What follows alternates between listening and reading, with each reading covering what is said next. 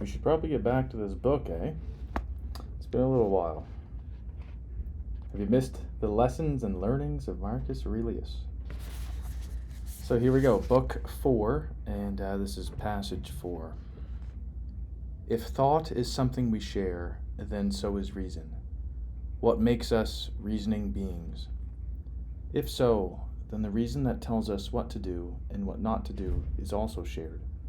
And if so, we share a common law, and thus are fellow citizens, and fellow citizens of something. And in that case, our state must be the world. What other entity could all of humanity belong to? And from it, from the state that we share, come thought and reason and law. Where else could they come from? The earth that composes me derives from earth, the water from some other element, the air from its own source, the heat and fire from theirs, since nothing comes from nothing or returns to it. So thought must derive from somewhere else as well.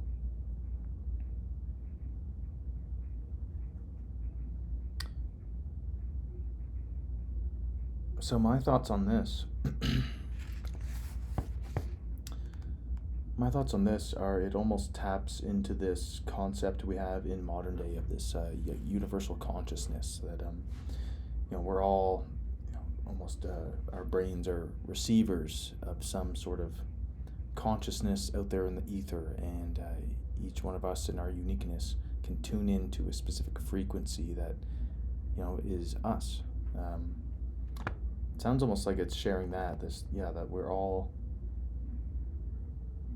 thinking the same thing. We're all of the same matter, or not that we're all thinking the same thing, but we're thinking creatures in essence of our ability to think and reason,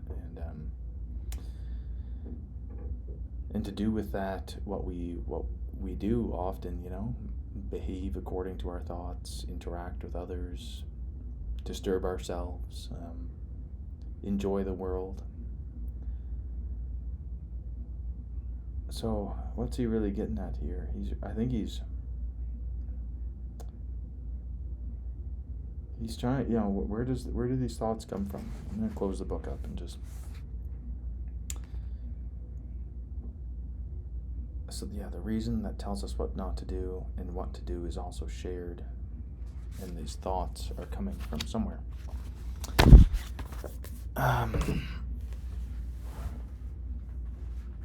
How true does that sound? Or how true does that feel? That we're all one and the same, and thinking creatures. It's a good question. Where do thoughts come from, huh? Are they sporadic? From like a medical or scientific lens. Bundles of nerves firing in specific patterns to specific stimuli. He would have known nothing of this, though, of neurons and cells and such. Just, like thinking back to him and his time, it's much more spiritual in nature, some sort of higher power within us, like a god, if you will, fate. And his words there, if there's like logic and reason deriving from somewhere, then we can all attach to that logic and reason. So it sounds very like cultural conditioning, in a sense. If the culture and a group of people decide that a certain set of laws or rules or how to act and go about the world, and they all agree on them, then raise your kids up to that standard. People coming in to that culture adopt that standard to fit into the culture. Doesn't really address, though, where it's all coming from. It's very philosophical and existential, even. Just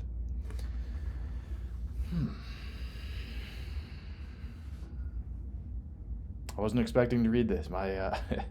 I haven't been reading that book since my last video. It's been 6 or 7 weeks. My mind is not... I've been thinking about the book.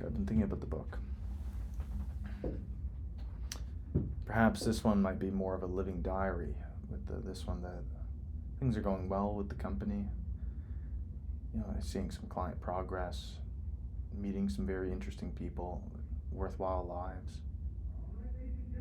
But where's all that coming from? Is it do thoughts come from preferences, like from a behavioral or almost an evolutionary lens, as our ability to think things that bring us joy or help us survive? Is thought simply a product of the farthest evolution has gone, and using these brains as powerful tools to enhance the survivability of the creature? And then when it's a social creature, it's baked and lives inside of a culture, sharing thoughts with others, does it make the chances of survival and reproduction more likely if it shares thoughts, and shares particularly good thoughts that a lot of other thinking creatures adapt or adopt? Is that what thoughts are? The term the woke mind virus goes around a lot, but and it generally has a negative connotation to it. But if you look at all cultures, these standards, the rules of common law that Marcus Aurelius is talking about, really they are somewhat of a mind virus, these thoughts. What do we get choice? I'm just kind of rambling here. I don't know what I'm doing. I got some time to kill. I is contending with a lot right now, lots of decisions to be made, and where was I going with that? These thoughts, and the culture and the things that we're conditioned to appreciate or not, are they not mind viruses? Do we get a choice in what infects our minds and our thoughts? Certainly, I agree that we get a choice. We do get a choice of what we allow to infect us. The thoughts that we have in our minds, the thoughts that we bring to light through action, through our speech, through our interactions with the world.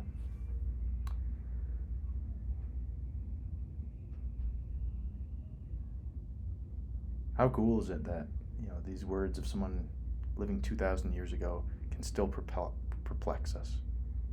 We don't have, where do thoughts come from? Because it doesn't satisfy me that they're simply patterns of stimuli, which very well may be the answer, but it doesn't feel right. It doesn't satisfy my itch. Something more spiritual, or a scientific definition like that, or like an evolutionary advantage, doesn't really give it the depth that I'm looking for. These thoughts of ours, these ones that are so good and these ones that are so poor, but they're all just thoughts,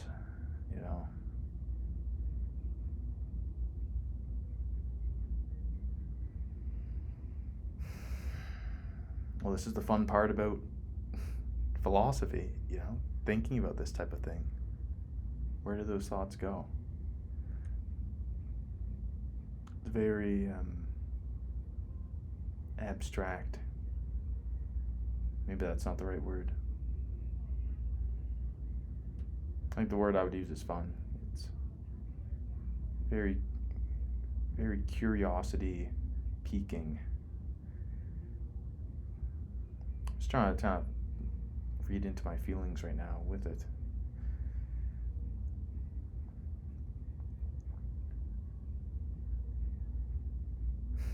It sounds like something one of my nieces would ask me. Well, where are thoughts, or what are thoughts? You could tell one of them, oh, well, have you thought about it this way? a situation they're upset about. Well, what are thoughts? Stumped me. This really, because there's an element of them that is like certainly patterns and neural circuits, and like our brains are predictive machines, and finely tuned machines at recognizing patterns, discarding evidence, adopting new evidence, updating the patterns or the algorithms, if you will. Very high-tuned biological machines. But there's something beyond thoughts that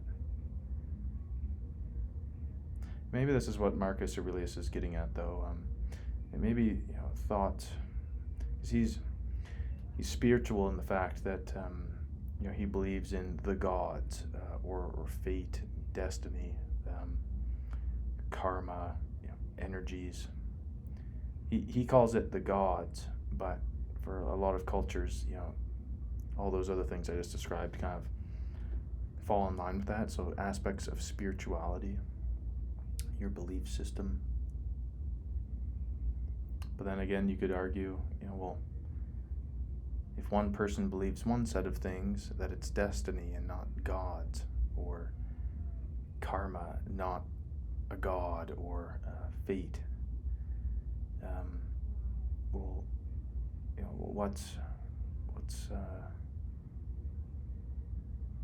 why are they believing that rather than that it's a god? Is it cultural? Where did it all come from?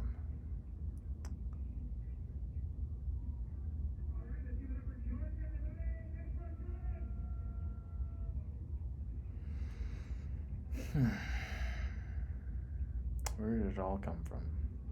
I think there almost has to be some aspect of spirituality in it to give it some depth. I don't know the extent to which I'm willing to provide on that. I'm not an overly spiritual person.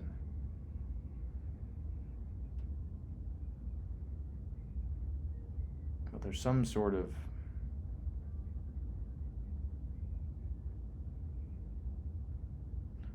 meaning beyond pattern recognition, algorithmic cells tuned for that.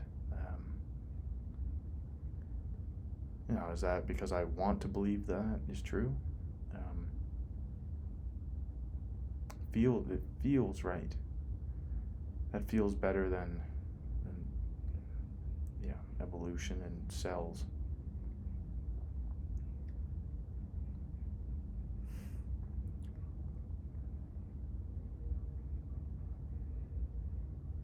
I will think on this. I'm sure this will be on my mind for the next little bit. Thanks for watching.